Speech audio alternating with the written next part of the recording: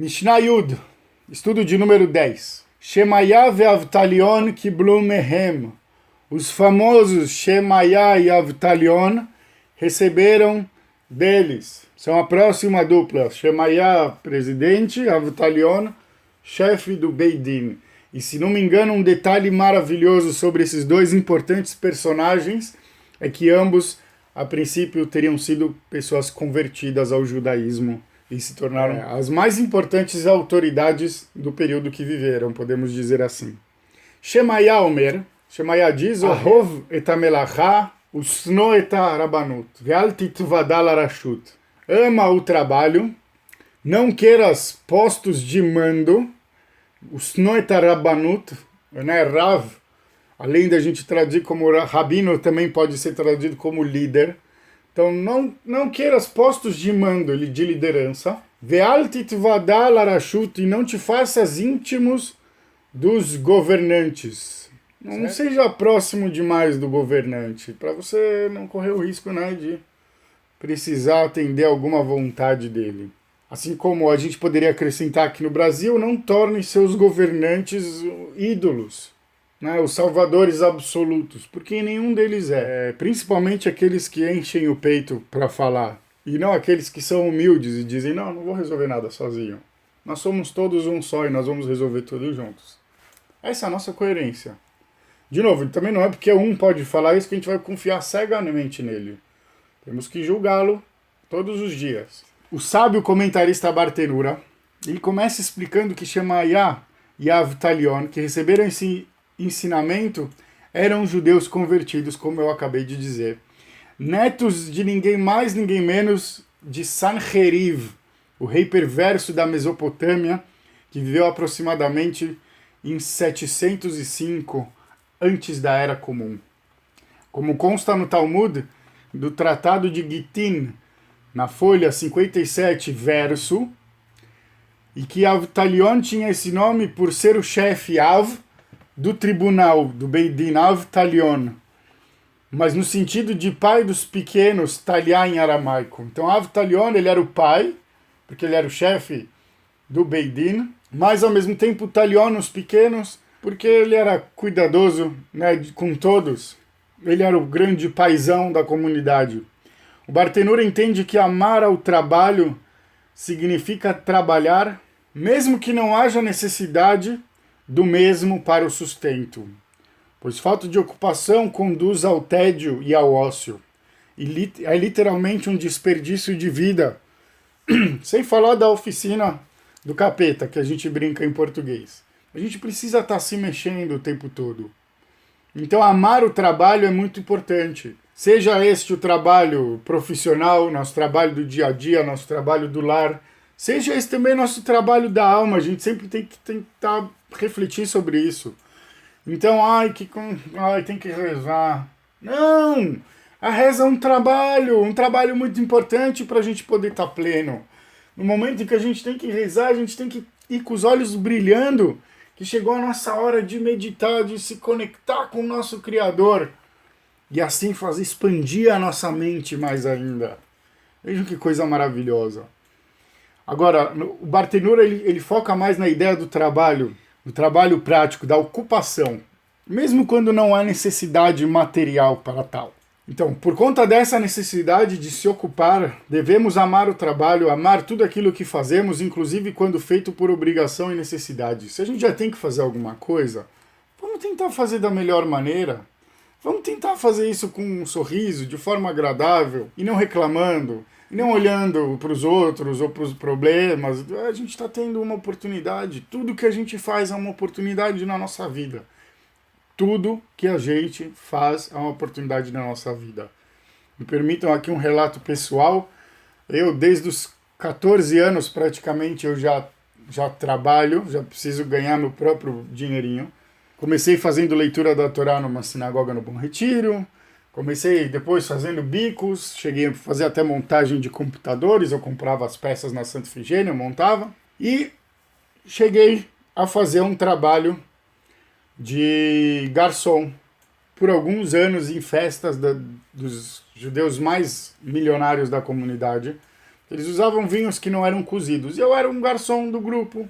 Depois acabei virando o líder desse grupo, o garçom-chefe desse grupo. Eu vou falar que aquilo ali era uma vergonha, era constrangedor? Não. Ah, mas você era garçom. Mais do que isso. Botar meu nome no Google Imagens é capaz que apareça até uma foto pequenininha minha, vestido de garçom, que saiu na revista Veja São Paulo, contando sobre o nosso trabalho dos garçons judeus do vinho. Isso em outro momento a gente pode explicar no aspecto mais técnico. Porque se o vinho não é cozido, ele tem que ser servido por judeus. E o pessoal mais granfino fazia questão de comprar vinhos que muitas vezes não eram cozidos. Enfim. Então, era isso uma vergonha para mim? Não. Tinha amigos meus que eu convidava para trabalhar comigo que não aceitavam por vergonha? Tinham. E eu entendo, faz parte. Agora eu pergunto para vocês, isso é correto? Se a gente precisa de grana, se a gente está com tempo livre, a gente não vai fazer nada de mais importante, já não vai visitar a vovó, ficar com ela, visitar... Não estou falando de quarentena, estou falando em geral, porque infelizmente a gente não visita, a grande maioria, nossos familiares, especialmente os idosos, tanto quanto deveria. Então aqui a questão assim, poxa, você está livre, faz uma coisa construtiva da sua vida, sabe? Vai trabalhar, e quando você vai trabalhar, pega isso para você, encara isso como uma coisa boa, como uma oportunidade de aprendizado, de crescimento. Porque tudo na vida é. E se a gente não encarar desse jeito, a gente cada vez vai se tornando mais chato, mais preguiçoso, mais precisando da nossa zona de conforto para se apoiar, da nossa Nutella, para adoçar o gosto amargo que a gente não consegue sentir na boca. Entende o que eu quero dizer? A gente tem que se conectar, não tenho vergonha nenhuma de ter sido garçom, não tenho vergonha nenhuma de ter trabalhado montando computadores, acho que a gente não tem que ter vergonha nenhuma. Eu trabalho há 17 anos, mais ou menos, já no cemitério. Já ouvi de rabo de olho pessoas falando, o cara trabalha no cemitério, como se isso fosse uma vergonha. Imagina, e a pessoa religiosa ainda, a pessoa falou algo tão besta, tão ignorante, que eu me senti valorizado quando ele falou isso. Você não estudar, vai acabar ficando que nem esse aí, vai trabalhar no cemitério.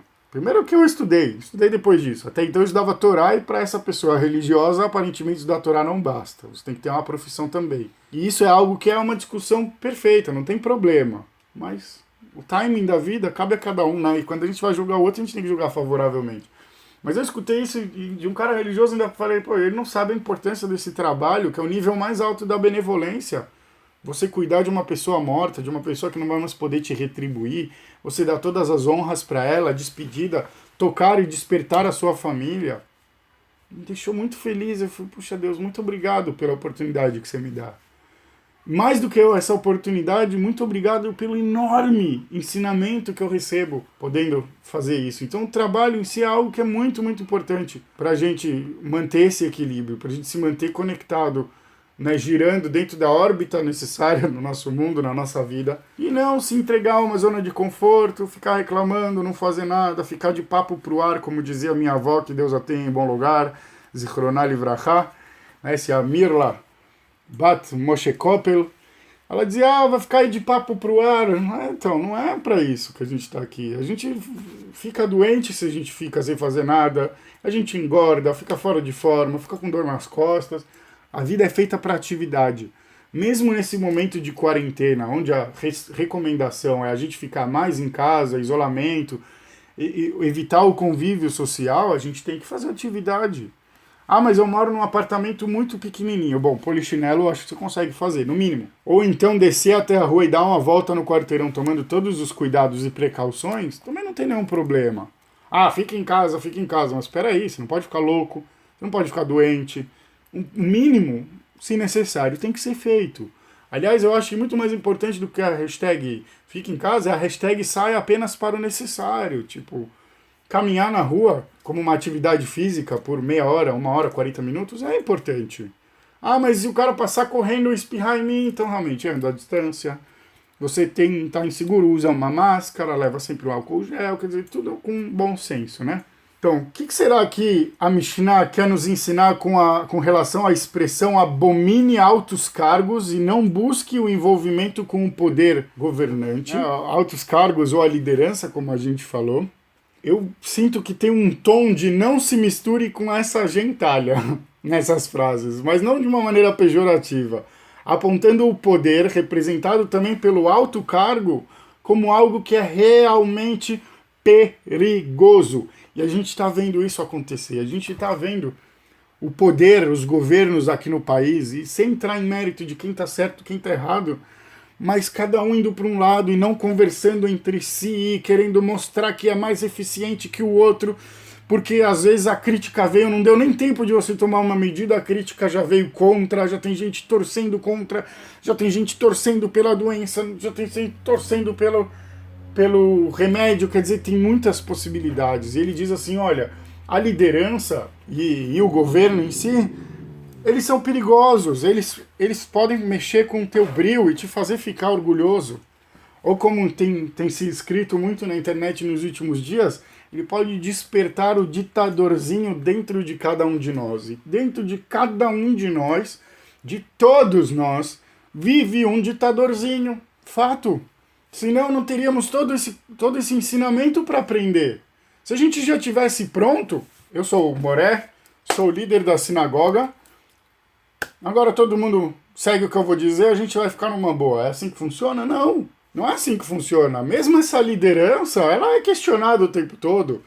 Ela é desrespeitada o tempo todo. Quantas vezes eu já reclamei de coisas que eu já tinha falado e que continuam sendo feitos errado? Vocês não me obedecem? Não me consideram?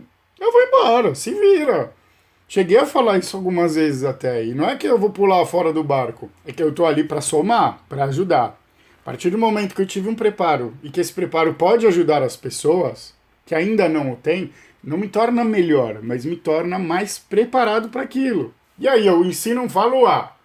A pessoa vai querer fazer B, eu falo, bom, então vem você ser o morar no meu lugar. Com certeza o pessoal que frequenta comigo o Shio já me viu várias vezes falando isso. Eu não tenho pretensão nenhuma de estar ali na liderança. Eu estou ali porque uma questão ideológica de buscar sinagogas que precisam de alguém para ajudar, alguém cabeça aberta, alguém que ama o judaísmo acima de tudo e quer ajudar. Então ali também como uma profissão.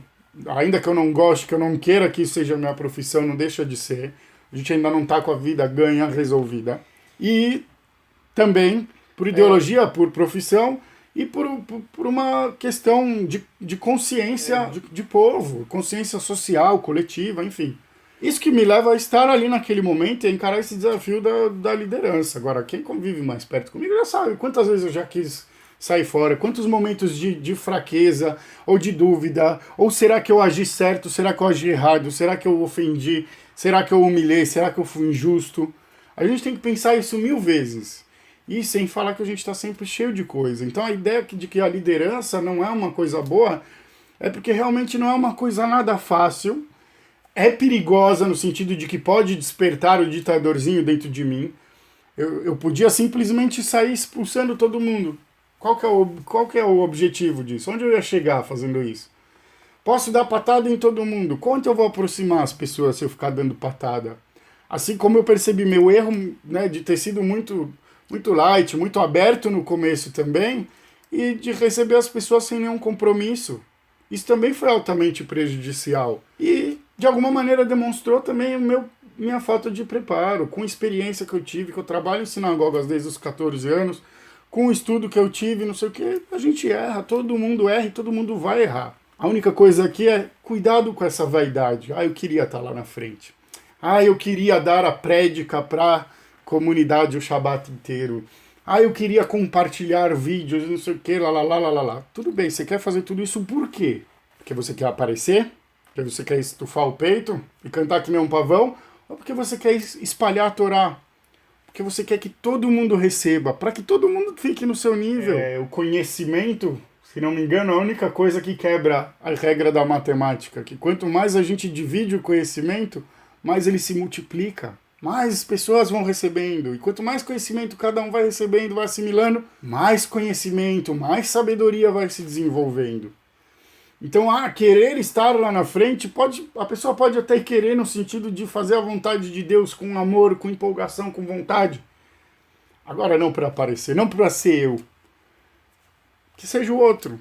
Que seja aquele que vai dar um melhor shiur, que mantém as pessoas mais cativadas, que mantém as pessoas mais inspiradas a continuarem, a se envolverem ainda mais.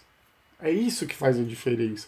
Esse é o critério que deveria prevalecer para essas questões, vamos dizer assim, de liderança.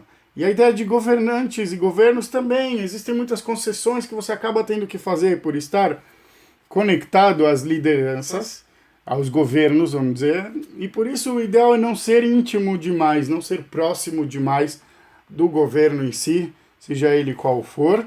E assim você não vai ter tantos problemas. O Ricardo, sensacional você acrescentar essa frase. Você quer conhecer uma pessoa, dá poder para essa pessoa e você vai conhecer ela. Você vai ver se essa pessoa é boa ou se essa pessoa é um Kinder Ovo com um ditadorzinho surpresa dentro de si. Muito bom comentário.